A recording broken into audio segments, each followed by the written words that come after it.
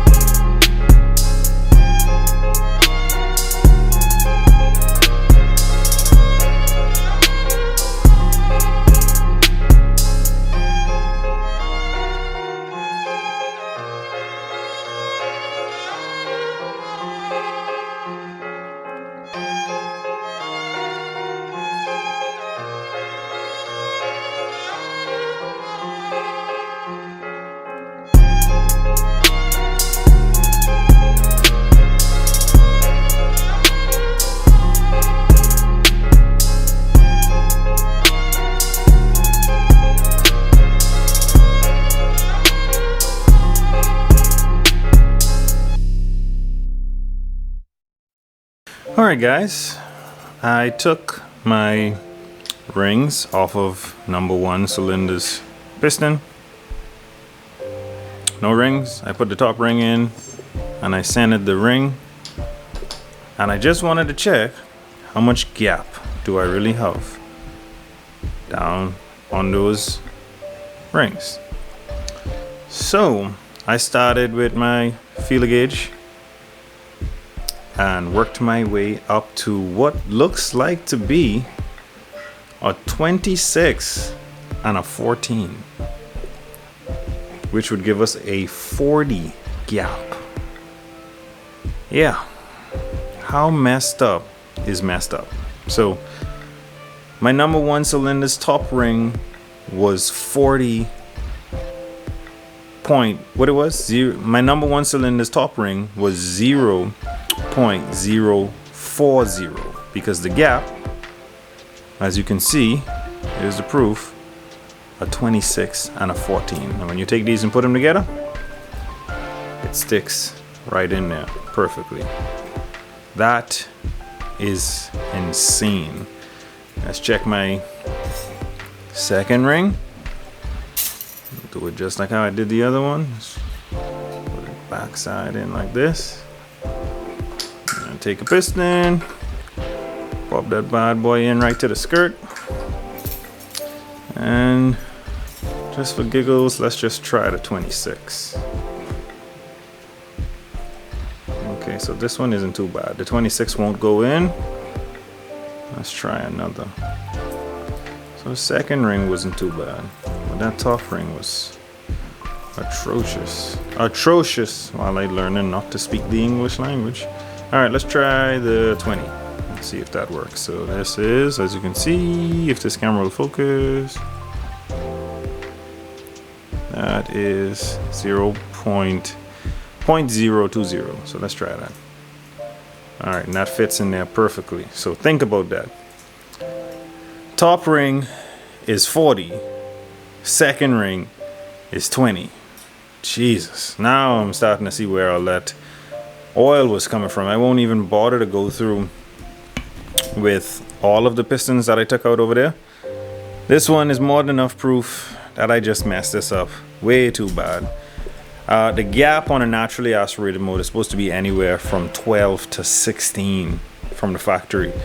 So I ordered some new rings, and I'll most likely be gapping my own anywhere from, I'd say 16 to 18, top and bottom, and run it like that. And then, like I said, when it's time to build this motor, we'll take it back apart, put forged pistons, forged rods, forged crank in it.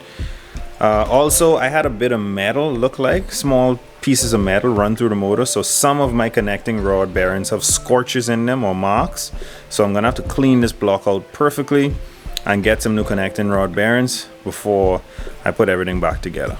And what I mean when I say I had some debris pass through the motor, probably some small pieces of metal where the bottom end just wasn't so clear. You can't really feel it so much on this one, but I have a few bad ones over there that you can feel it, and you can also see it that these bearings need to change.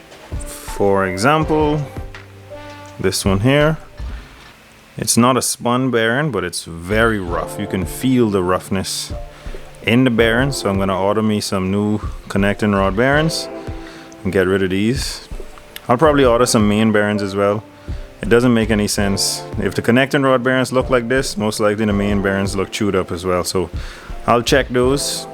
But yeah, some bearings and some rings, and we should be ready to go. And for those of you that wanted to see the crankshaft, there it is. No visible damage, no scoring or anything. It looks like the material just chewed up the bearing and went right through the motor. So I'm gonna take these caps off eventually and check them, but I'm pretty sure I just want to change them. If I'm this far down, I'm just gonna pop them out and change a new, put a fresh head in it. So the rings were definitely the problem. I don't even have to go through each individual cylinder. If my top ring on cylinder number 1 is 40 and my bottom ring is 20, there's no way oil is gonna stay in this motor. It's just gonna pass straight through just, the rings like that. All right guys, so I think it's pretty apparent now, especially looking at the bearings being scotched up and needing to replace, the rings being gapped way too wide, because 40 is way too high for a top ring, and 20 for a secondary ring with no boost on an application is just unacceptable. So gonna get a new set of rings, gonna get a new set of bearings for the bottom end. That's the crankshaft and the connected rod bearings. We're gonna redo this thing. I'm gonna do my best to clean my pistons and rods, clean the crankshaft, and clean out my block this time, because I really was being hasty, really was being lazy the first time. And you can definitely see the wear and tear from whatever metal or specks of metal got in. The oil pickup tool wasn't dirty, just a couple of small pieces of silicone and like one small piece of metal. That's probably what it was that went through the motor and scotched up those bearings. So I'm gonna clean everything to the absolute T. I'm gonna make sure that those heads are right and take my time. I'm not in a rush. I'm not in a rush to get this thing back together. I want, when it comes back together, that it stays together. That's exactly what I want. So I'm gonna take my time, probably take me hopefully a month or so before we put the motor back together. You'll see me giving you guys updates on it, but definitely this 4-valve motor, the crankshaft is healthy. It's gonna be fine. New main bearings, new connecting rod bearings, and new piston rings that I'm gonna gap properly, and we should be good to go. Because think about how good that motor ran even with the motor in this condition. The only issue I had was it's blowing oil out the back. It still was running very good. So yeah, there's not really much to say about it. I went through the motor. We found that the connecting rod bearings, even though none were spun bearings, we found that the piston rings, connecting rod bearings, main bearings, change those, and we should be fine. that 4-valve motor is going to be running extremely well.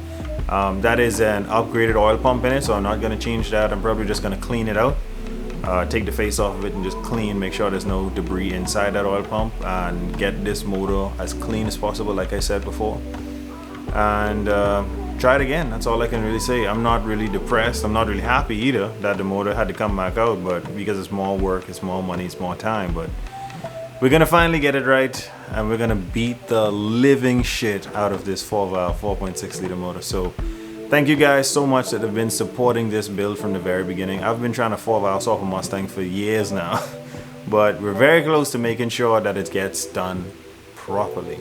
So thank you guys so much for supporting me. If you ever want to help out on the builds, my PayPal is in the description below.